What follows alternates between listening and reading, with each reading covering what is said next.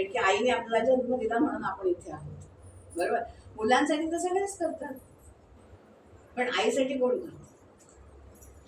आपण मग वहिनीला तू माझ्या आईचं नीट करत नाहीस, नाही, आपण आपल्या सासूचं नीट करतो का ते बघा पहिले. मग त्यावेळेला आपली सासू कडक असते, आपली सासू बरोबर नसते, पण आपली आई तर चांगलीच असते का? असं नाही. प्रत्येक सुनेला आपली सासू वाईटच वाटत असते. पण आपण आईचं जर का केलं, सासूचं तर करायचंच आहे. सासूला जर का 100 रुपयाची वस्तू दिली तर आईला 50ची तर द्या. म्हणजे आईला पण वाईट वाटायला नको आणि सासूला पण वाईट वाटायला. सासूला जर का तुम्ही 50ची दिली आणि आईला 100ची दिली तर सासू लागेल ना की बोलायला. मग तसं पण होता कामा नये. आपल्याला तारतम्य पण बाळगायला लागतं. म्हणून आपल्या इंडस्ट्रीमध्ये 3-4 गोष्टी फार महत्वाच्या. तारतम्य असणं खूप आवश्यकता आहे. गोड बोलायला असलं पाहिजे. समोरच्या माणसाची काय ताकद आहे ते आपल्याला माहिती असलं पाहिजे. आपल्याकडे काय चांगलं आहे, चांगल्यातलं चांगलं, पण तू कमी पैशात आपण कसं देऊ शकतो ते आपल्याला विचारलं पाहिजे.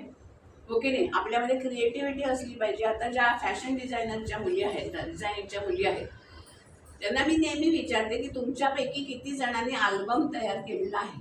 नवीन नवीन